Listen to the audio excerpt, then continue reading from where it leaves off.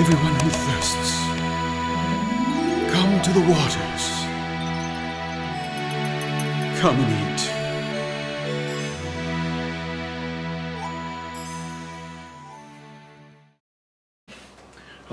Any other questions? Any other? Yes, Ruth. I have been struggling with this. What Yeshua told is, if people hit on your left, you give the right to him. Turn the other cheek. I don't know how to balance that. How to draw the line. Okay. Yeah. Well, there's a lot of misunderstanding about that. Remember, Yeshua said, if your brother does this to you, turn the other cheek. If somebody does this, give them go the extra mile. Give them your shirt off your back. Yes. Yeah. Well, that's another place. But yeah, if your brother sins against you. But what Yeshua is talking about there, the Christian church has mangled this concept. I hate to say it. They've made it. Many in the Christian church have made it like, look, if somebody comes in raping your wife into your house, you turn the other cheek. That's why shame on the Christian church, because they've cut themselves off from their Hebrew roots. And you have whole denominations that are pacifist, and they say, well, if somebody comes in and does something, well, it's the Lord's will or whatever. Or they say, well, if we're serving God, it won't happen to us. Well, you just go ask the 50 to 100,000 Christians that are martyred every year around the world. In all countries. Go read Voice of the Martyrs. Go look at the apostles who all died for their faith, and all the others.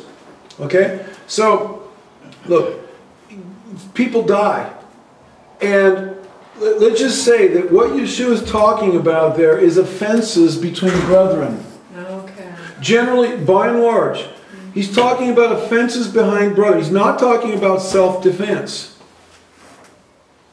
If somebody comes into my house and they're going to do damage, it's my responsibility to provide for my house and to protect my family. They'll get the 12 gauge or the 357, whichever I can grab first, if they don't turn around and get out. Because I'm taking them down. And Sandy did a good job at Last Dakota about teaching about offense. How we have to be careful that we don't keep taking offense what happens in the congregation. That exactly. Maybe your brother didn't mean it and it didn't come out right. You just have to turn your cheek and say, let that go. And if I bring it up and cause too much of a problem, then there could be strife and division in the body when he wants us to be a whole and a unity. So just let it go. Let it be like a duck. Let the water go right off your back, and that's okay. I can handle that. It's my brother. I love him anyway, and just walk on in love. And even people in the world, we've got to choose our battles. We just in Romans, I think it's chapter 12, it says, vengeance is mine, I will repay. Right. We don't want to take matters into our own hands. There's a difference between if you are in fear and they're about to come and hurt you and you're able to defend yourself and your family, that's one thing. But if there's somebody in the world that's treating you badly, let it go. Turn the other, bless them. That's what or it's definitely in the congregation, definitely in the fellowship of believers. Turn the other cheek, give them, just rise above it as much as possible. It's not always possible to live peaceable with people. Sometimes you just have to walk away. But that's what it's talking about. Now, if let's say you're in a custody battle for a child. Let's say you have custody and you have your ex-spouse is being unreasonable and being crazy. You don't just roll over and play dead and let them do whatever they want with your child. It's got to be equitable. Sometimes that's where the courts come in, and sometimes you might have to take them to court or whatever, because it's your child and you've got to protect and defend your child. And try to work things out equitably, and if not, then you may have to do things. But you don't just turn the other cheek and let them take your child, take your wife, take this, take that. If your neighbor is, coming onto your property with a bulldozer, like we read about in the news, there was a guy that wiped out a few houses, and wherever it was in Washington, or it was like up in the Olympic Peninsula. You better get out of there, but you don't just sit there. If it's a D10, I don't know what you do, but get a tank maybe. I don't know, but what I mean is, you know, anyway, you've got, there's not a one size fits all. This principle is not universally applicable to everything, but in interpersonal relationships, in normal day-to-day situations between people, as much as possible, that's what we're to do. Yeah. Err on the side of grace. Absolutely, as much as possible. Yeah. Does that answer that question? Kind of. You know, I could get into this turning of the other cheek. And we don't have time. I almost need to do teaching, but there's Hebraisms here. These are Hebraic idioms. I have it in my commentary. I could probably go there, but I'm not really prepared. But it literally, it's there. It's, you have to get behind into the Hebrew thought behind it. But there's nothing, and let me just say, there's nothing in the Bible or Hebraic thought that says you can't defend yourself. Okay. When you are being attacked by an aggressor, whether it's verbal attack, spiritual attack. Look, we're called to be, or physical attack, we're called to be warriors. As far as like spiritual warfare. Look, we're fighting demons. We're fighting the powers of darkness and Satan. We're to crush Satan under our feet, his head, as it says in Romans 16. We're battle. We're warriors. Paul likens us to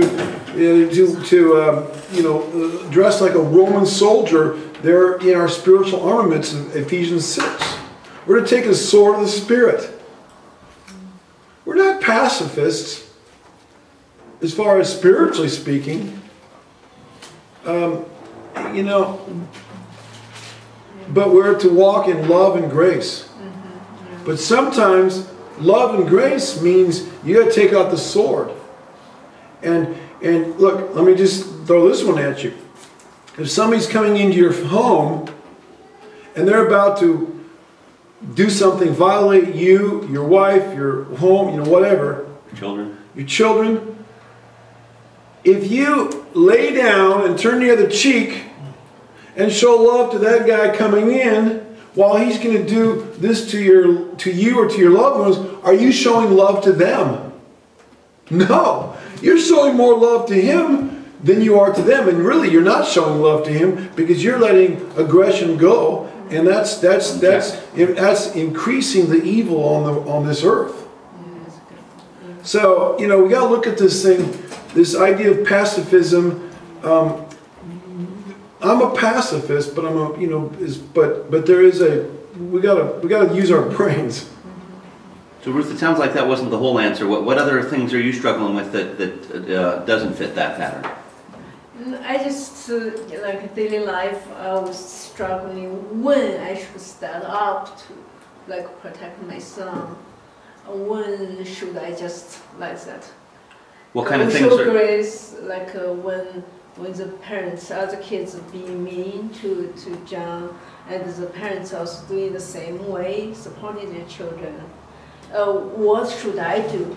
Our children are vulnerable. We need to stand up for them. Once they get older, they can stand up for themselves. But when they're young, they're very vulnerable.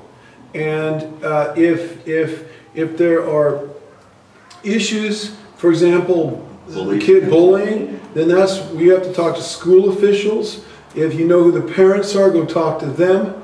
If this continues on and is violent, then you get the police involved. You got to protect your children. They're vulnerable.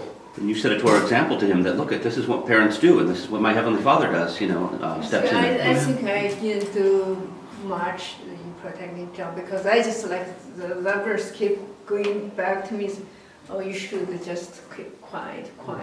So just now, I just feel that. And it's hard as a mom because maybe that should be his dad's place, but you being just his only parent, it's hard. Yeah. So you're having to take both roles there, but That's true. So that's difficult. But you may have to be strong and step up and take care of some of those things. But I'll give you the strength to do that. Thank you. Yeah. And I would certainly be doing a lot of prayer work over your son, praying, doing spiritual warfare, asking Yehovah to protect him from these from people that might be hurting him, and you can certainly be dealing with the evil spirits that are behind the scenes, that are inciting evil people to do things toward your son. Yeah. There's a lot that you can do, but we live in a wicked world, and it's not easy. Especially like Dr. Joe said, you know, when Especially when you don't have alien yourself. you don't have a father or a husband. Child, yeah. All right. Anything else? Good questions. Excellent questions. Seek the Lord while he may be found. Call upon his name. He is near. He is near. He is near. Yeshu Hashem be'im atzov kerab